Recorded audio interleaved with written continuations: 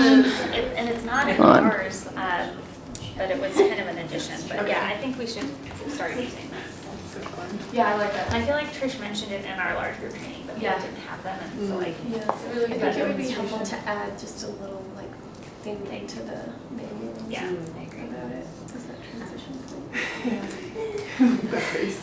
So so we did great cover up on surfing the waves.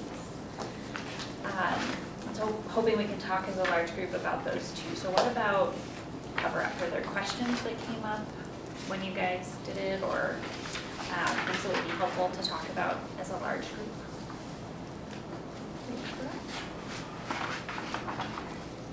The only other question that I had that we discussed was kind of the difference between the last two questions and the discussion piece. So is there a cost, and then what problems arise from covering up? Because they kind of flow together in our conversation, and just kind of making sure that as a facilitator we can just make it conversational. Yes, yeah, and that came up in our, and it's come up several times, but I think it's really critical to repeat that it's important to address most of these themes, but certainly not necessarily in these words. And one thing we talked about is to, between now and whenever your next step is in facilitating, to really think about what's the best way to move from these general themes towards something that really helps you make it conversational and make sure that you're addressing all of the key points and you're not forgetting things that are really important to include, but that are easy for you to navigate in the actual group program. So is that kind of note cards? Is it writing this in your own words? Is it some other strategy? And really being thoughtful about that. And then if you don't know what works best for you, to experiment or talk with like what's a strategy that works for you. Different things work for different people. But that really to follow the general script, but you want to be conversational, and you want it to feel organic and natural to whatever extent that's possible.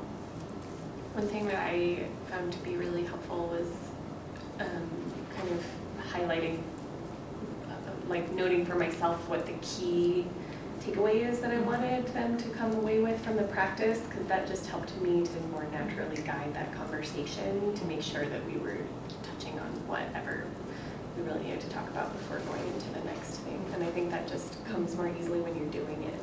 Exactly. Yeah, and I always, like, you'll see on my notes here, like I have our theme, but then I have written on the side, like those key, and I also, like for me, I need to write things out to remind myself, like I read pretty quickly, and so I need to write to make it deeper. So it's helpful for me before I lead a session to not just look back through, but write down each time the key themes, and that really helps, but and different strategies for different people, and you're all getting practice now. And as we've talked about, like using the manuals while you're leading, but figuring out a way that you can do that also feels organic. So you don't feel like you have to memorize everything. I do the same thing, like underline keywords, just to be like, oh, okay, that's what that part is about, and just glancing at that. Becoming familiar with what the key themes are in the script. Yeah, and then because it's totally fine to have resources like this while you're actually leading a program, doing things like writing or highlighting or under whatever it is can also dry your eye. Like if you need to look down quickly, this is not particularly helpful if you don't remember where you were, but underlining some keyword, you're like, right, that's where I want to go next. Anything else about the great cover-up that came up? Wasn't there something we wanted to bring up? Yes, that just popped in my mind too. So just to really, sometimes it can be more challenging than others. In the two groups today and our large group, it was not a challenge, but to really work to get groups to a basic emotion. So not a very subtle, nuanced emotion, but kind of at the core of our shared emotional experience, anger, sadness, fear, to kind of get them to those core ones. And sometimes that might take more guidance than we experienced today, at least in our small group and again in the large group.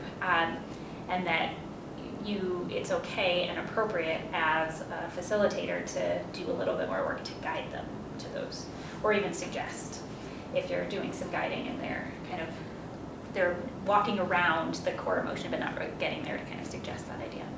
So we want basic core emotions that really everybody can relate to, and that are across a bunch of different stressor types and not just that specific one. So surfing the waves, were there things that came up?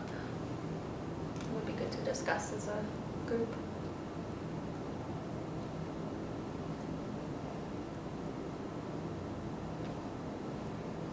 No?